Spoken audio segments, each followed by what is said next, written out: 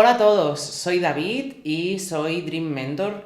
Los que ya me conocéis, sabéis que fui el juez más joven del mundo y hoy os presento uno de los personajes más expertos, uno de los auténticos profesionales de la ley de la atracción que tenemos aquí en España.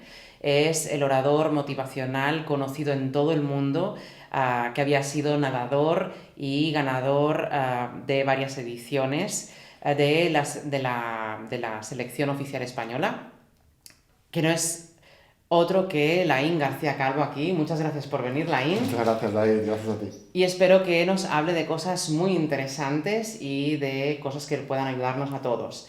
Entonces, yo me estuve leyendo tu libro, que es el bestseller La voz de tu alma aquí presente.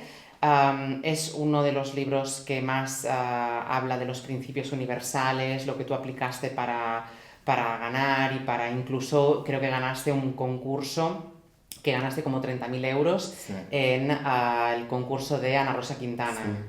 sí. Sí. Entonces, yo tengo una pregunta para ti. Además, me ha surgido de leer incluso las primeras páginas. Me lo estoy leyendo y subrayando, y bueno, ya lo has visto, todo comentado. Lo primero es, los deportistas por lo general no se caracterizan por leer mucho, en parte porque no tienen tiempo, porque su trabajo es todo deporte. Pero tú eras un deportista que leía y encima no leías cualquier cosa, o sea, cosas normales, tú leías cosas un poquito más específicas. Cuéntanos un poco todo esto. Sí. Bueno, a ver, los deportistas es verdad que manejan muy bien una parte de los tres cuerpos, del cuerpo espiritual, el cuerpo mental y el cuerpo Mm. físico, ¿no? Trabajan muy bien el físico y el mental, la parte espiritual, también conforme van llegando a puestos más elevados, porque eso me di cuenta conforme viviendo a campeones, campeones del mundo, campeones olímpicos, campeones de Europa, y me di cuenta de que trabajaban una espiritualidad muy grande, a veces consciente, la mayoría de las veces inconsciente, pero practicaban todos estos principios. Y yo es verdad que fui deportista y trabajaba mucho el físico y Ajá. empecé a trabajar la parte más espiritual y más mental y más emocional por necesidad. Cuando con 14 o 15 años me diagnosticaron síndrome de fatiga crónica y fibromialgia Mm. y no me quedó más remedio que quedarme en casa 6 meses. Ostras. Y en esa parte que estuve 6 meses en mi cama, en casa, en cama prácticamente, porque esa enfermedad me dejó muy, muy, muy tumbado. Y bueno, perdí el curso escolar, perdí mis amigos, me dejaron de llamar, me dijeron que nunca más podría volver a competir, Ostras. deporte de élite que me olvidase. Además eran enfermedades degenerativas y autoinmunes, con lo cual era mi cuerpo contra mí mismo y cada vez íbamos a ir a peor, ¿no? Porque eso me lo diagnosticaron con 14 o 15 años, ahora tengo 33 años. Imagínate la etiqueta que me pusieron en ese momento y la poca esperanza que me dieron. Así que como me tiré 6 meses en cama y perdí amigos, no quedaba con nadie, de repente estaba como aburrido, cogí depresión, me pasaron muchas cosas durante esa época. Y uno de esos días me fui a una estantería de casa de mis padres y cogí un libro de crecimiento personal. Empecé leyendo El alquimista de Pablo Coelho. Sí. Me inspiró muchísimo porque hablaba de leyenda personal, de cómo el universo conspira a tu favor y Mm. eso poco a poco fue transformando mi mente. Y ahí entendí el principio de San Pablo que dice que somos transformados por la renovación de nuestras mentes. Pues en esos 6 meses me leí como 70 libros de crecimiento personal. Wow. Aunque si bien es cierto que antes de esa época yo ya con 12 años leía metafísica, que tuve una experiencia agridulce con esto porque leí metafísica la primera vez, me entusiasmó y cuando algo nos gusta, ¿qué es lo que hacemos? Vamos a compartirlo con nuestros amigos. Ostras. Y yo me fui con el libro de metafísica a mis amigos y claro, me trataron de loco, se rieron de mí, ya, ¿qué es esto? Se ha metido en una secta. Así que cogí el libro, me lo guardaba en la mochila y cuando nadie me veía o cuando estaba yo mal, me cogía el libro, me lo leía, me lo repetía una y otra vez. Total, que durante esos 6 meses me leí como 70 libros de crecimiento personal Ujú. y eso fue transformando mi mente poco a poco y la fue renovando. De Ajá. tal manera que antes de cumplir los 6 meses de estar en casa, tomé la decisión de que quería ser campeón de España. Salí de mi habitación, le dije a mis padres que había tomado esa decisión. Ujú. Me reuní con todos mis amigos y les dije que yo ya no tenía esa enfermedad, que no quería saber nada de esto y que me dijeran quién me apoyaba, quién estaba conmigo, porque si no estaba contra mí, porque ese era mi objetivo y que no iba a renunciar a él bajo ninguna circunstancia. Me fui al entrenador, también al principio me vio y me dijo, Lain, que ya me han dicho que no puedes nadar nunca más, que lo siento mucho. Ostras. Y yo le dije que si no podía, que me metía igual. Y que me dijera si me iba a apoyar, porque si él no me apoyaba, me iba del club, de Cataluña, de España, de Europa, del mundo, pero yo iba a lograr eso con él o sin él. Total, que al final todos me dijeron, sí, vale, te apoyamos, pero ahí fue cuando empezó el calvario. ¿Y por qué empecé a leer? Pues por esta circunstancia. Pero siempre digo, A veces, cuando tenemos maldiciones, que son siempre maldiciones disfrazadas, el universo siempre actúa para tu bien. La vida no es algo que te sucede a ti, sucede para ti. Exacto. Y paradojas de la vida, aquello que en ese momento pensaba que era mi mayor maldición, me condujo directamente a mi propósito de vida. Porque ahora no solamente soy escritor, se ha convertido en un bestseller, con lo cual lo que significa dos cosas, que he podido impactar la vida de miles, de cientos de miles de personas. Cientos de miles. Cientos de miles. Se han vendido más de 200.000 libros ya. Pero además de todo eso, he podido ayudar a otros a poder compartir su mensaje también a través de los libros, a través de mi mentoría de Tu Primer Bestseller, y están recorriendo el mismo camino. Y todo eso sucedió sin yo saberlo, pero en un plan perfecto que luego encajó con 15 años, cuando cogí depresión, mis amigos me dejaron de hablar, y hubo un momento que incluso me empecé a cuestionar la propia vida. Ajá. Cuando estaba a punto de cometer una locura, que mi mente me decía, la se acabó, ahí fue cuando conecté con lo que luego llamé la voz de tu alma, que es ese susurro interior que me dijo, Lain, no lo hagas. Y me dio esa esperanza, ¿no? Eso que viene de dentro hacia afuera, que es esa inspiración. Así que paradojas de la vida, en mi mayor momento de desesperación fue cuando me conecté con lo que es mi mayor bendición.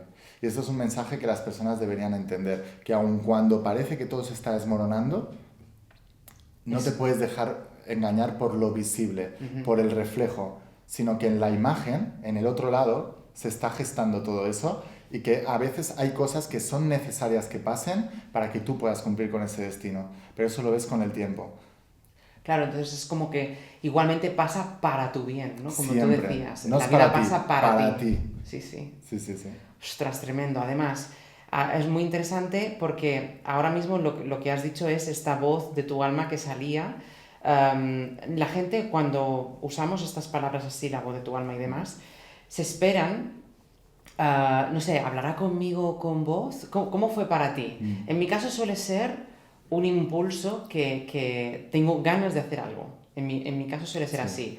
¿Cómo es para ti? ¿Realmente escuchaste tipo voz? Porque hay gente que traduce, por ejemplo, hay gente que es clariaudiente que traduce con voces, y hay gente que es visual. Yo soy muy visual. Sí, yo soy muy visual también. Ajá. Con lo cual también me llega por inspiraciones internas. Pero hay gente que no, que escucha realmente una voz. No, quizás hay gente que escucha hasta una voz tal cual la estamos escuchando ahora tú y yo. Por eso te preguntaba. En mi caso no es así tampoco. En mi caso es más un tema de inspiración. Yo siempre explico que la voz de tu alma, para la mayoría de las personas, como no estamos formados en esto desde chiquititos, claro, hay una parte de nuestra mente que interfiere y no deja que conectemos con todos estos dones, que los niños lo tienen todos, pero poco a poco se les va matando, ¿no? Y la voz de tu alma sirve para tomar decisiones correctas en base a tu propósito y lo que has venido a hacer aquí. Si no hay un conflicto entre el alma y la mente, que el alma es la programación, que te dice qué es lo que tienes que hacer para protegerte y mantenerte en esa zona de confort, pero el alma busca expandirse y el progreso. Una de las necesidades del alma es el progreso y la otra es la contribución.